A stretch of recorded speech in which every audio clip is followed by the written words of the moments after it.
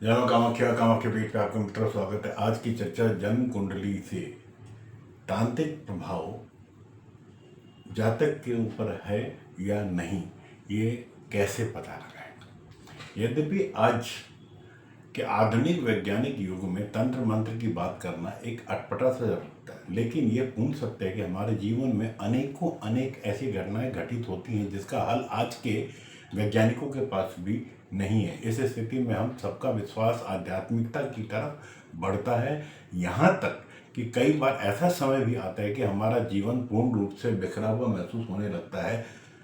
हमारा मन भी घर के कार्यों में नहीं लग पाता, काम में नहीं लग पाता। इन सब बातों का हम ज्योतिष शास्त्र के अनुसार विश्लेषण करें तो ऐसा लगता है कि ऐसी स्थिति में हमारे घर को किसी की बुरी नज़र लग गई है, क्योंकि हमारी उन्नति से जलने वाले लोग हमें क्षति पहुंचाने के लिए तंत्र मंत्र जैसी नकारात्मक शक्तियों का उपयोग करके हमें नुकसान पहुंचाने का प्रयास कर रहे हैं, जिनसे हमारा जीवन तकलीफ में हो जाता है, हमारे खुशियों को ग्रहण लग जाती है। वास्तव में इस तरह के आक्रमण से या इस तरह के आक्रमण करने वाला कोई हमारा करीबी मित्र ही हो सकता है, जो बिना किसी रोक टोक के हमारे घर आना जाना, हमारे घर आ जा सके। इस प्रकार जादू टोने का प्रभाव जो होता है, यद्यपि प्रारंभ में उसका उपचार कर लिया जाए तो उपचार सरल हो जाता है। समय अधिक हो जाने पर इसका उपचार बहुत ही मुश्किल से हो पाता है।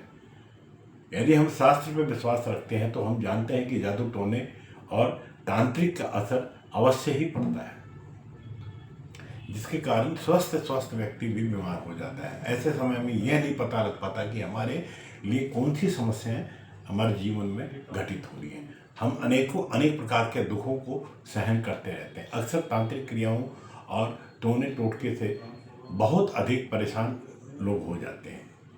इसके परिणाम भी बहुत बुरे होते हैं। अब हमारे सामने प्रश्न ये उठता है कि हम कैसे ज्ञात करें कि हमारे ऊपर टोने टोटके का प्रभाव है। हाँ, प्रश्न ये उठना स्वाभाविक भी है।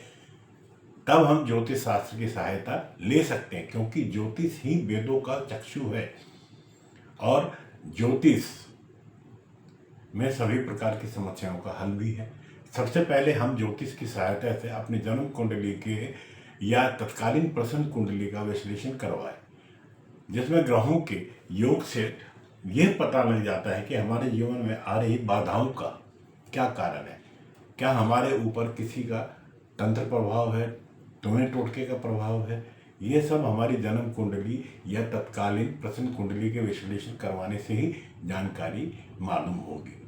अतः किसी योग्य ज्योतिषी से हमें इसका संपूर्ण विश्लेषण कर उचित उपायों के द्वारा इस गंभीर समस्या का समाधान खोज लेना चाहिए। अब बात आती है कि जन्म कुंडली या प्रश्न कुंडली में कौन से ऐसे योग है जिससे तांत्रिक योग या तांत्रिक परेशानियों का हम सामना कर सकते हैं। जैसे पहला कारण तो यह है कि जब जातक की जन्म कुंडली में चंद्रमा पाप ग्रहों से युक्त होकर त्रिक स्थानों में बैठा हो या लग्न पर पाप ग्रहों की दृष्टि हो और वह शक्तिहीन हो, तो जातक के जीवन में तांत्रिक क्रियाओं या नकारात्मक नेगेटिव एनर्जी के प्रभावों का सामना उसको करना पड़ता है, जिसके कारण जातक में बीमारी, जीवन में अनेक कष्ट उसको भोगने पड़ते हैं। दूसरा एक कारण ये भी हो सकता है कि यदि सूर्य और चंद्रमा के साथ राहु या केतु हो, तब भी जातक के जीवन में ग्रहण योग बनता है।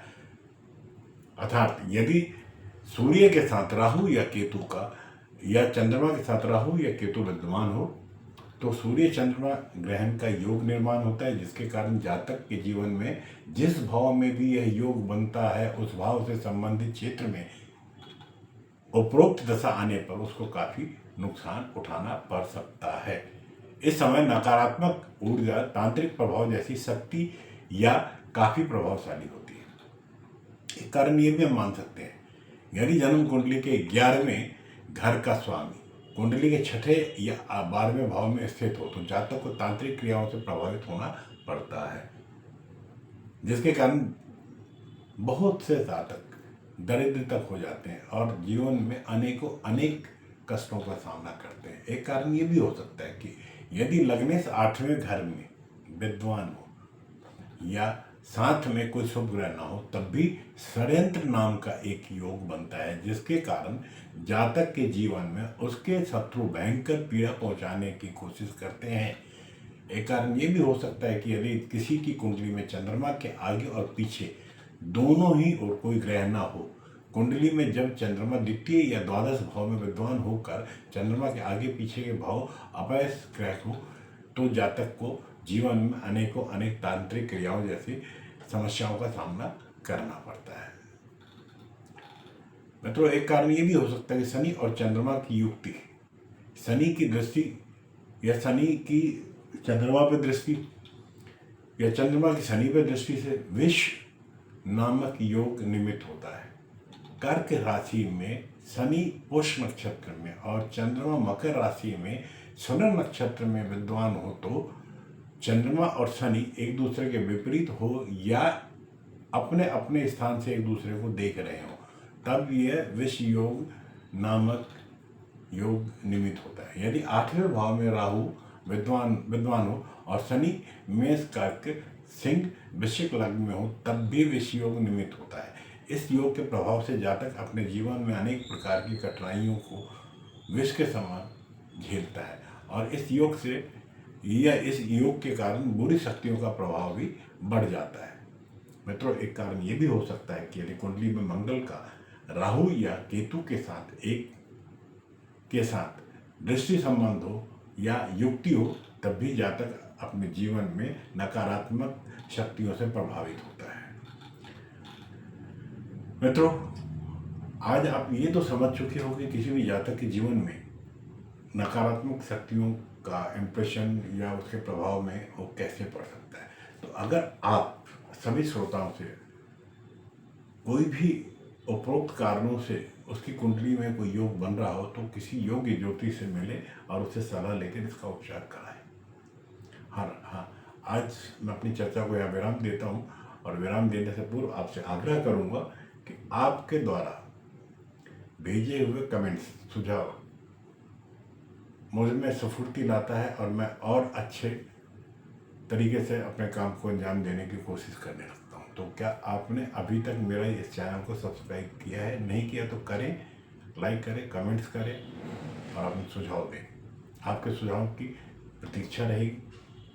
अब आपसे विदा लेता हूँ।